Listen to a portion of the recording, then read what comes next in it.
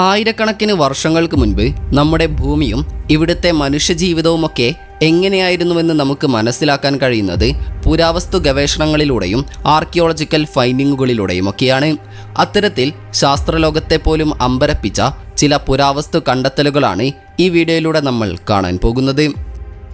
Persian tomb 2019 ഇറാനിലെ Kurdistan മേഖലയിൽ ഖനനം നടക്കുകയായിരുന്നു.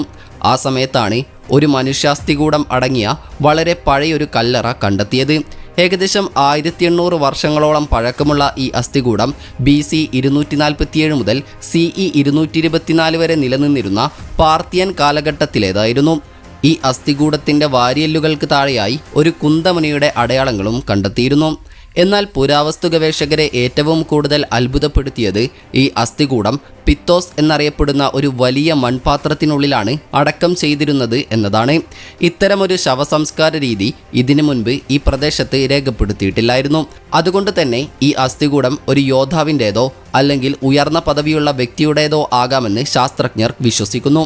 കാരണം വാരിയെല്ലുകൾക്ക് സമീപം കണ്ട മുറിവുകൾ അദ്ദേഹം ഒരു ആയുധം കൊണ്ടുള്ള ഏറിൽ കൊല്ലപ്പെട്ടതാകാം എന്ന് സൂചിപ്പിക്കുന്നു. ഈ വ്യക്തിയെ ആദരവോടെ അടക്കം ചെയ്യാൻ ഒരു ശവപ്പെട്ടിക്ക് പകരമായിരിക്കാം ഈ മൺപാത്രം ഉപയോഗിച്ചതെന്നാണ് നിഗമനം. നിങ്ങൾക്ക് എന്ത് തോന്നുന്നു എന്ന് കമൻറ്റ് ചെയ്യാൻ മറക്കരുത്. 11 കോടി വർഷങ്ങൾ പഴക്കമുള്ള ദിനോസർ ഫോസിൽ. 2011 മാർച്ച് 21 ഉച്ച കഴിഞ്ഞ് കാനഡയിലെ ആൽബർട്ട പ്രവിശ്യയിലുള്ള ഒരു മൈനിൽ ഷാൻഫങ് എന്ന വ്യക്തി ജോലി ചെയ്യുകയായിരുന്നു. മണ്ണ് നീക്കം ചെയ്യുന്നതിനിടയിൽ പെട്ടെന്ന് എക്സ്കവേറ്റർ മെഷീന് മുന്നോട്ട് പോകാൻ കഴിയാത്ത വിധം എന്തോ ഒന്ന് തടഞ്ഞു. മണ്ണിനടിയിൽ വലിയൊരു കല്ലായിരിക്കാമെന്നാണ് ഷാൻ ആദ്യം കരുതിയത്. എന്നാൽ ആ കല്ലിൽ മെഷീൻ അമർത്തിയപ്പോൾ മണ്ണിനടിയിൽ വിചിത്രമായ ചില പാറ്റേണുകൾ അദ്ദേഹം ശ്രദ്ധിച്ചു. ഉടനെ തന്നെ ജോലി നിർത്തിവെച്ച് ആ വസ്തുവിനെ സൂക്ഷ്മമായി നിരീക്ഷിച്ച ഷാൻ അതൊരു ഭീമാകാരമായ ഫോസിലാണെന്ന് തിരിച്ചറിഞ്ഞു. കടും തവിട്ട് നിറത്തിലുള്ള ആ വസ്തുവിൻ്റെ ഉപരിതലത്തിൽ വിചിത്രമായ ഒരു ഘടനയുണ്ടായിരുന്നു. റോയൽ ടൈറൽ മ്യൂസിയത്തിലെ ദിനോസർ ക്യൂറേറ്ററായ ഡോക്ടർ ഡൊണാൾഡ് ഹെൻഡേഴ്സൺ സ്ഥലത്തെത്തിയതോടെ കാര്യങ്ങൾ കൂടുതൽ ഗൗരവകരമായി. ഇതൊരു പുരാതന ജീവിയുടെ ഫോസിലാണെന്ന് അദ്ദേഹം സ്ഥിരീകരിച്ചു. നേരത്തെ ഈ ഭാഗത്ത് നിന്ന് കടലിൽ ജീവിച്ചിരുന്ന പ്ലിസിയോസോറസുകളുടെ ഫോസിലുകൾ ലഭിച്ചിട്ടുണ്ട്. 80 ദശലക്ഷം വർഷങ്ങൾക്ക് മുൻപ് കാനഡയിലെ ഈ പ്രദേശം കടലിനടിയിലായിരുന്നതിനാലാണ് ഇത്തരത്തിൽ സംഭവിക്കുന്നത്. എന്നാൽ ഈ ജീവി ശരിക്കും ഒരു പ്ലിസിയോസോറസ് തന്നെയാണോ എന്നുറപ്പിക്കാൻ അതിനെ മണ്ണിനടിയിൽ നിന്ന് പുറത്തെടുക്കേണ്ടത് ആവശ്യമായിരുന്നു. ഫോസിൽ സുരക്ഷിതമായി പുറത്തെടുക്കാൻ എക്സ്കവേഷൻ വിദഗ്ധരെ നിയമിച്ചു. വെള്ളത്തിൻ്റെ പ്രഷർ ഉപയോഗിച്ച് വസ്തുക്കളെ മണ്ണിൽ നിന്ന് വേർതിരിക്കുന്ന ഹൈഡ്രോവാക്ക് ടെക്നോളജിയാണ് അവർ ഉപയോഗിച്ചത്. എന്നാൽ മണ്ണിൽ നിന്ന് വേർപെടുത്തിയ ഫോസിൽ ട്രക്കിലേക്ക് മാറ്റാൻ ക്രെയിൻ ഉപയോഗിച്ച് ഉയർത്തിയപ്പോൾ ഒരു അപകടം സംഭവിച്ചു. ആ ഭീമൻ ഫോസിൽ 2 കഷ്ണങ്ങളായി ഒടിഞ്ഞുപോയി. എങ്കിലും അതിൻ്റെ ഭാഗങ്ങൾ സുരക്ഷിതമായി മ്യൂസിയത്തിലേക്ക് തന്നെ അയച്ചു. മ്യൂസിയത്തിലെത്തിച്ച് അതിന് ചുറ്റുമുള്ള മണ്ണും കല്ലുമൊക്കെ നീക്കം ചെയ്തപ്പോഴാണ് ഗവേഷകർ ശരിക്കും ഞെട്ടിയത്. അവർ പ്ലിസിയോസോറസ് എന്ന് കരുതിയിരുന്നത് യഥാർത്ഥത്തിൽ ഒരു ദിനോസറിൻ്റെ ഫോസിലായിരുന്നു. നോഡോസോർ വിഭാഗത്തിൽപ്പെട്ട ബോറിയലോപെൽറ്റ മാർക്മിഷേലി എന്ന ദിനോസറായിരുന്നു അത്. വർഷങ്ങൾ നീണ്ട പഠനത്തിനൊടുവിൽ ഇതിൻ്റെ രഹസ്യങ്ങൾ പുറത്തുവന്നു. 110 ദശലക്ഷം വർഷങ്ങൾ പഴക്കമുള്ള ഈ നോഡോസോർ സസ്യബുക്കുകളായിരുന്നു. ഇതിൻ്റെ വയറിനുള്ളിൽ നിന്ന് പന്നൽ ചെടികളുടെയും സൈക്കാഡിലകളുടെയും അവശിഷ്ടങ്ങൾ കണ്ടെത്തിയിട്ടുണ്ട്. മരിക്കുന്നതിന് തൊട്ടു മുൻപ് ഈ ദിനോസർ കഴിച്ച ഭക്ഷണമായിരുന്നു അത്രേ അത്. The coffin birth. 1000 വർഷങ്ങൾക്ക് മുൻപ് വൈദ്യശാസ്ത്രം ഇന്നത്തെ പോലെ പുരോഗമിച്ചിരുന്നില്ല എന്ന് നമുക്കറിയാം. അക്കാലത്ത് ആളുകൾ സാധാരണ രോഗങ്ങൾ വന്നാൽ പോലും മരിച്ചിരുന്നു. വിപുലമായ ചികിത്സാ രീതികളൊന്നും അന്നുണ്ടായിരുന്നില്ല. ഇന്നത്തെ കാലത്ത് ഒരു സ്ത്രീ ഗർഭിണിയായാൽ പ്രസവം നടത്താനും മറ്റുമായി ഒരുപാട് ക്ലിനിക്കൽ മെത്തേഡുകളുണ്ട്. എന്നാൽ പണ്ടുകാലത്ത് ശരിയായ ചികിത്സ ലഭിക്കാത്തതിനാൽ തന്നെ ഭൂരിഭാഗം സ്ത്രീകളും കുട്ടികളോടൊപ്പം മരിക്കുകയായിരുന്നു പതിവ്. ഈ സംഭവം നടക്കുന്നത് ഏകദേശം 1200 മുതൽ 1300 വർഷങ്ങൾക്ക് മുൻപാണ്. അതായത് CE 7 അല്ലെങ്കിൽ 8 നൂറ്റാണ്ടിൽ. മധ്യകാല ഇറ്റാലിയൻ നഗരമായ ഇമോളയിലാണ് ഈ സംഭവം നടന്നത്. അവിടെ ഒരു ഗർഭിണിയായ സ്ത്രീ മരിക്കുകയും ആ നഗരത്തിലെ സെമിത്തേരിയിൽ അടക്കം ചെയ്യപ്പെടുകയും ചെയ്തു. എന്നാൽ 2010 ഒരു പുരാവസ്തു സർവേയുടെ ഭാഗമായി ആ സ്ത്രീയുടെ കല്ലറ ഖനനം ചെയ്തെടുത്തു. ആദ്യം ഗവേഷകർ കണ്ടത് ഒരു സ്ത്രീയുടെ അസ്ഥികൂടമാണ്. എന്നാൽ സൂക്ഷിച്ചു നോക്കിയപ്പോൾ ആ സ്ത്രീയുടെ 2 കാലുകൾക്കിടയിലായി മറ്റൊരു ചെറിയ അസ്ഥികൂടം കൂടി അവർ കണ്ടെത്തി. ഇത് കാണുന്ന ആർക്കും മനസ്സിലാകും അത് ആ ഗർഭിണിയുടെ കുഞ്ഞാണെന്ന്. യഥാർത്ഥത്തിൽ അന്ന് ആ സ്ത്രീ മരിച്ചപ്പോൾ അവരുടെ ഗർഭപാത്രത്തിനുള്ളിലെ കുട്ടി ജീവനോടെയുണ്ടോ അതോ മരിച്ചോ എന്ന് നോക്കാനുള്ള ആധുനിക സാങ്കേതിക വിദ്യകളൊന്നും ഉണ്ടായിരുന്നില്ല. അതിനാൽ തന്നെ കുട്ടി പുറത്തു വന്നേക്കാം എന്ന് മനസ്സിലാക്കാതെ അവർ ആ സ്ത്രീയെ അടക്കം ചെയ്തു. മൃതദേഹം അഴുകുമ്പോൾ ഉണ്ടാകുന്ന ഗ്യാസ് പ്രഷർ കാരണം കുട്ടി ശവക്കുഴിക്കുള്ളിൽ വെച്ച് പുറത്തേക്ക് വരികയായിരുന്നു. ഇതിനെ ശാസ്ത്രജ്ഞർ പോസ്റ്റ്മോർട്ടം ഫാറ്റൽ എക്സ്ട്രൂഷൻ എന്ന് വിളിക്കുന്നു. ഇതൊരു അപൂർവമായ കണ്ടെത്തലായിരുന്നു. ദ വെയിൽ ഹിൽ 2010 അവസാനത്തിൽ ചിലിയിലെ അറ്റഗാമ മരുഭൂമിയിൽ റോഡ് നിർമ്മാണ പ്രവർത്തനങ്ങൾ നടക്കുകയായിരുന്നു. പണിക്കിടയിൽ പെട്ടെന്നാണ് തൊഴിലാളികൾ വിചിത്രമായ മൃഗങ്ങളുടെ ഭീമാകാരമായ അസ്ഥികൂടങ്ങൾ അവിടെ കണ്ടത്. വിവരമറിഞ്ഞ് ഗവേഷകർ സ്ഥലത്തെത്തി പരിശോധിച്ചപ്പോൾ അവ തിമിംഗലങ്ങൾ, ഡോൾഫിനുകൾ, കടൽ സ്ലോത്തുകൾ, സീലുകൾ എന്നിവയുടെയും മറ്റ് കടൽ ജീവികളുടെയും അസ്ഥികൂടങ്ങളാണെന്ന് കണ്ടെത്തി. എന്നാൽ ഗവേഷകരെ ഏറ്റവും കൂടുതൽ അത്ഭുതപ്പെടുത്തിയത് ഈ അസ്ഥികൂടങ്ങൾ കണ്ടെത്തിയ സെറോബലേന എന്ന സ്ഥലം സമുദ്രനിരപ്പിൽ നിന്ന് ഏകദേശം 40 മീറ്റർ ഉയരത്തിലും കടലിൽ നിന്ന് 1 കിലോമീറ്ററോളം അകലെയുമാണ് എന്നതായിരുന്നു. കടലിൽ നിന്ന് ഇത്രയും ദൂരെ മണലിനുള്ളിൽ എങ്ങനെയാണ് ഈ ജീവികൾ ചത്തടിഞ്ഞത് എന്നതായിരുന്നു പ്രധാന ചോദ്യം. അതുമാത്രമല്ല, 40-ലധികം അസ്ഥികൂടങ്ങളാണ് അവിടെ നിന്ന് ലഭിച്ചത്. ഇവയെല്ലാം ഒരേ സ്ഥലത്ത് വെച്ചാണ് ചത്തിട്ടുള്ളത്. പണ്ട് നടന്ന ഏതെങ്കിലും സുനാമിയിൽ ഇവ ഇവിടെ ഒഴുകിയെത്തിയതാകാമെന്ന് ചില ഗവേഷകർ അഭിപ്രായപ്പെടുന്നു. എന്നാൽ സുനാമി മൂലമാണെങ്കിൽ തിമിംഗലങ്ങൾക്കും ഡോൾഫിനുകൾക്കും പുറമെ മറ്റ് കടൽ ജീവികളും അവിടെ ഉണ്ടാകേണ്ടതായിരുന്നു. കൂടാതെ മരണത്തിൻ്റെ പാറ്റേൺ ഇത്രയധികം ഒരു കേന്ദ്രത്തിൽ ഒതുങ്ങുമായിരുന്നില്ല. കൂടുതൽ ഗവേഷണങ്ങൾ നടത്തിയപ്പോൾ മറ്റൊരു രഹസ്യം പുറത്തുവന്നു. വെള്ളത്തിൽ വിഷാംശമുള്ള പായലുകൾ അഥവാ ടോക്സിക് ആൽഗകൾ അമിതമായി വളർന്നത് മൂലം പുറത്തുവന്ന വിഷാംശം ശ്വസിച്ചതാകാം ഇവ ചാകാനുള്ള കാരണം. ഇങ്ങനെ ചത്ത മൃഗങ്ങൾ പിന്നീട് തിരമാലകളിൽപ്പെട്ട് അടുത്തുള്ള ഒരു തീരപ്രദേശത്ത് അടിഞ്ഞതാകാനും അവിടെ മണ്ണ് മൂടി കിടക്കാനും സാധ്യതയുണ്ട്. ഈ ഫോസിലുകൾക്ക് ഏകദേശം 6 മുതൽ 9 ദശലക്ഷം വർഷങ്ങൾ പഴക്കമുണ്ട്. അതായത് മയോസീൻ കാലഘട്ടത്തിലേതാണിവ. പണ്ട് ഈ സ്ഥലം ആഴം കുറഞ്ഞ ഒരു കടൽ തീരമായിരുന്നിരിക്കാമെന്നും ഗവേഷകർ വിശ്വസിക്കുന്നു.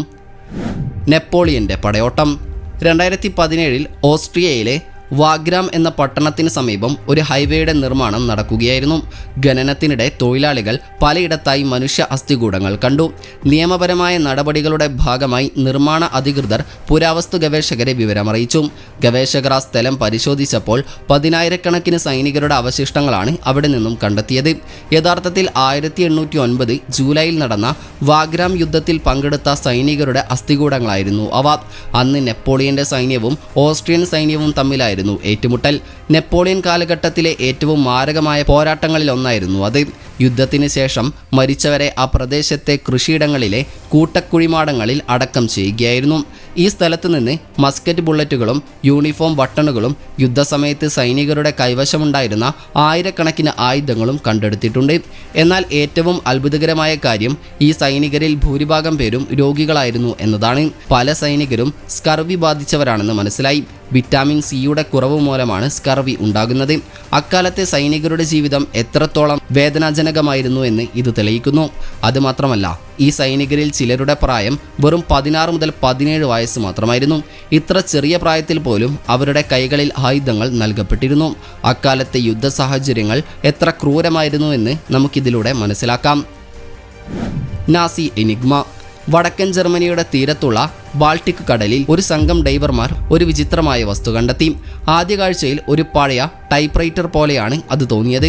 കാരണം അതിൽ അക്ഷരങ്ങൾ രേഖപ്പെടുത്തിയ കീകൾ ഉണ്ടായിരുന്നു.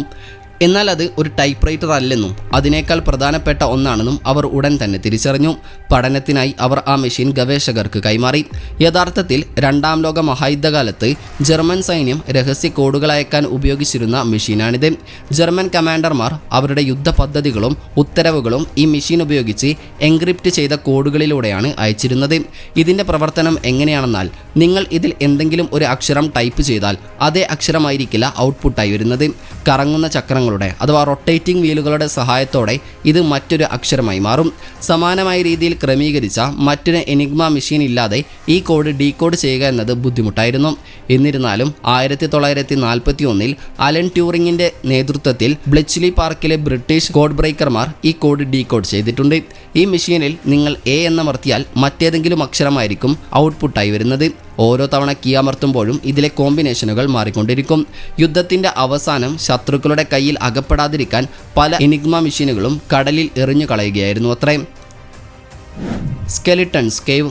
പുരാവസ്തു ഗവേഷകർക്ക് ഖനനത്തിനിടെ അസ്ഥികൂടങ്ങൾ ലഭിക്കുന്നത് സാധാരണമായ കാര്യമാണ്. എന്നാൽ ഒരു ഗുഹയ്ക്കുള്ളിൽ ആയിരക്കണക്കിന് മൃഗങ്ങളുടെ അസ്ഥികൂടങ്ങൾ കണ്ടാലോ? സൗദി അറേബ്യയിലെ ഉംജിർസാൻ എന്ന് വിളിക്കുന്ന ഒരു ലാവ ട്യൂബ് സിസ്റ്റം ഗുഹയ്ക്കുള്ളിലാണ് ഈ നിഗൂഢമായ സംഭവം നടന്നത്. യഥാർത്ഥത്തിൽ ആയിരക്കണക്കിന് വർഷങ്ങൾക്ക് മുൻപ് അഗ്നിപർവ്വത പ്രവർത്തനങ്ങൾ കാരണം ഈ ഗുഹയ്ക്കുള്ളിൽ നിരവധി തുരങ്കങ്ങൾ രൂപപ്പെട്ടിരുന്നു. അതുകൊണ്ടാണ് ഇതിന് ലാവ ട്യൂബ് സിസ്റ്റം എന്ന് പേര് വന്നത്. ഈ അസ്ഥികൂടങ്ങളെക്കുറിച്ച് ഗവേഷണം നടത്തിയപ്പോൾ ഈ എല്ലുകൾക്ക് 439 മുതൽ 6839 വർഷങ്ങൾ വരെ പഴക്കമുണ്ടെന്നും ഇവ 40-ലധികം വ്യത്യസ്ത ഇനം മൃഗങ്ങളുടെ അവശിഷ്ടങ്ങളാണെന്നും കണ്ടെത്തി. ഉദാഹരണത്തിന് പശുക്കൾ, കുതിരകൾ, ഒട്ടകങ്ങൾ, ആടുകൾ എന്നിവയുടെയും എന്തിനേറെ മനുഷ്യരുടെ തലയോട്ടികളും അസ്ഥികളും വരെ അവിടെ കണ്ടെത്തിയിട്ടുണ്ട്. ഈ എല്ലുകളിൽ കടിച്ചു കീറിയ അടയാളങ്ങളും ഉണ്ടായിരുന്നു.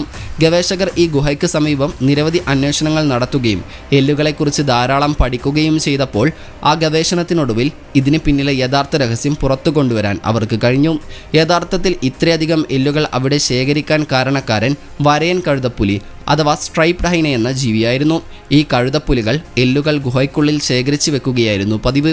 സത്യത്തിൽ തങ്ങളുടെ കുഞ്ഞുങ്ങൾക്ക് ഭക്ഷണം നൽകുന്നതിനും ഭാവിയിലെ ഭക്ഷണത്തിനുമായിട്ടാണ് അവർ മൃഗങ്ങളുടെ എല്ലുകൾ ഗുഹയ്ക്കുള്ളിൽ സൂക്ഷിച്ചിരുന്നത്.